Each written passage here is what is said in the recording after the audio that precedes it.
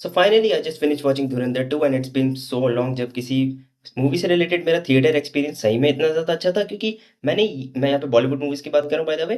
क्योंकि ये चीज़ मैंने डेफिनेटली रियलाइज़ करी कि जब भी मैं किसी भी इंडियन मूवी को थिएटर्स में एक्सपीरियंस करने के लिए बैठा हूँ, तो मुझे कभी भी ऐसी ऑडियंस नहीं मिली जो मूवी के हर सीन में या फिर हर डायलॉग में थिएटर्स में तालियाँ बजा रही है, हूटिंग कर रही है। Because in my theaters all of them were genuinely having so much fun, जो शायद से मैंने लास्ट टाइम पुष्पा 2 में एक्सपीरियंस किया था।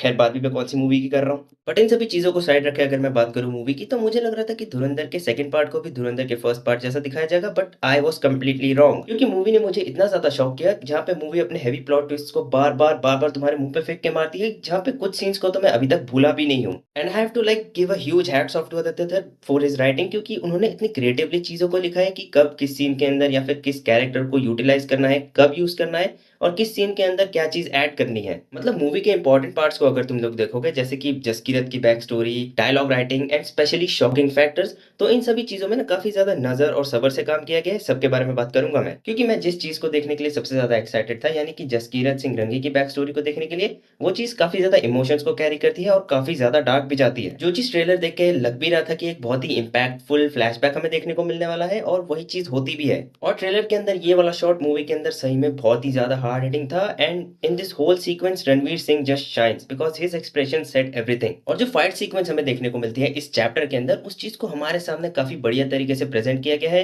ऊपर से धुरंधर 2 का टाइटल ट्रैक भी बज रहा था बैकग्राउंड में, which elevated the whole fight sequence. क्योंकि धुरंधर के फर्स्ट पार्ट में हम लोगों ने ये चीज़ नोटिस करी थी कि उसका जो टाइटल ट्रैक था मूवी के, हम लोगों को सीधा एंड में सुनने को मिलता है, लेकिन इस बार मूवी के ओपनिंग में ही इन लोगों ने अपने टाइटल ट्रैक को ऐड किया, जो रणवीर सिंह के कुछ शॉट्स के साथ इतना ज़्यादा परफेक्टली फिट बैठ रहा था कि जिस चीज़ को विटनेस करने में मुझे इतना मज़ा आया कि मैं क्या ही बताऊँ। और अगर बात रही इसके बैकग्राउंड स्कोर की, तो वो चीज़ धुरंधर के कंपैरिज़न में थोड़ी-सी लो ज़रूर फ़ील होती है। ऐसा लग रहा था कि इसके फर्स्ट पार्ट के अंदर ही सभी म्यूज़िक एलिमेंट्स को डाल दिया आदित्य धर ने, और इस सीक्वल के अंदर ऐड करने के लिए ज़्यादा कुछ बचा नहीं उनके पास।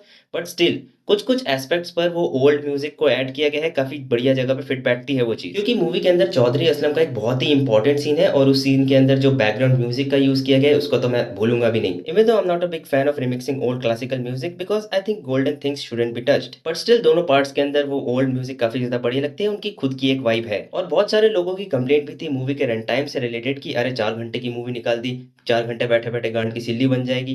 अरे स्नाइडर कट ही रिलीज़ कर दिया आदित्य धर भैया आपने तो। But I have to like completely be honest with each and every one of you, movie भले ही 4 घंटे की है, लेकिन मुझे पर्सनली ऐसा फ़ील ही नहीं हुआ कि ये सीक्वल 4 घंटे तक चल गया, क्योंकि इसके अंदर का कोई भी पार्ट या फिर कोई भी सीन लेंथी फ़ील नहीं होता या फिर बेमतलब का एडेड फ़ील ही नहीं होता। सारी चीज़ें एकदम वेल बैलेंस चलती हैं, क्योंकि जब इंटरवल आया था तो आई वाज़ टोटली शॉक्ड कि आए 1.5 घंटे इतनी जल्दी कैसे हो गए? एंड दैट्स व्हाई कुछ लोग आदित्य धर के लोड़े पे बैठना चाहते हैं। खैर, बैठ तो मैं भी जाऊँगा। बट अगर तुम लोग ये सोच के मूवी देखने का प्लान कर रहे हो कि इसके अंदर भी तुम लोगों को धुरंधर के फर्स्ट पार्ट जैसे कुछ मोमेंट्स देखने को मिलेंगे, जैसे कि अक्षय खन्ना के मोमेंट्स या फिर कैरेक्टर्स के बैडएस और सैवेज ऑरा फार्मिंग वाले मोमेंट्स, तो इसके अंदर वो चीज़ें थोड़ी-सी लिमिटेड सी ही है, क्योंकि ये वाला पार्ट अपने स्टोरी लाइन को लेके काफ़ी ज़्यादा अच्छे से फोकस करती है। चौधरी असलम के अपने कुछ कूल मोमेंट्स हैं, उज़ेर का एक बहुत ही पीक वॉयलेंट वाला सीन है इस मूवी के अंदर, you know which scene I am talking about. और फिर जो चीज़ धुरंधर के अंदर अक्षय खन्ना के साथ आदित्य धर ने करी थी, वही सेम चीज़ रणवीर सिंह के साथ भी करने की कोशिश करी है इसमें। But I was expecting huge things from Arjun Rampal's character major Iqbal, क्योंकि जब हम लोगों ने उसको फर्स्ट टाइम देखा था, तो वो बहुत ही बड़ा थ्रेट नज़र आ रहा था हमज़ा के लिए। लेकिन मूवी उस कैरेक्टर को उतने अच्छे से यूटिलाइज़ नहीं कर पाती, क्योंकि मैं देखना चाहता था कि मेजर इकबाल, जो लोगों को इतना ग्रूसम टॉर्चर कर सकता है, वो अब आगे और क्या करेगा?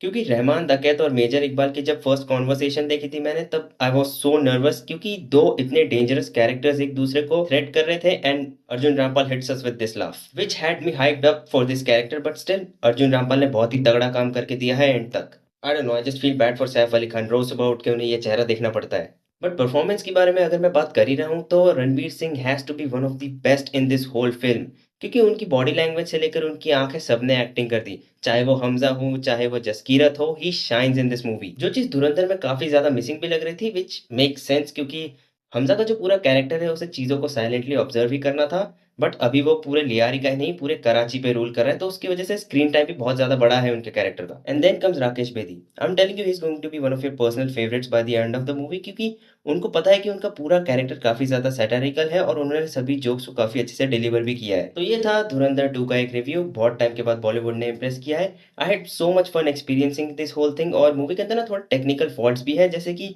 कुछ कैरेक्टर की स्पीच उसके लिप मूवमेंट से मैच नहीं कर रही थी और सेंसर बोर्ड ने बेमतलब के सभी गालियों को सेंसर भी किया और वॉयलेंट सीन्स को भी कट किया गया है मूवी के अंदर से। मतलब चोद वर्ड सुनने को मिल रहा है लेकिन बहन वर्ड को इन लोगों ने सेंसर कर दिया। बाकी धुरंधर 2 तुम लोगों को कैसी लगी कमेंट करके बताओ। मिलता हूँ अगली वाली में।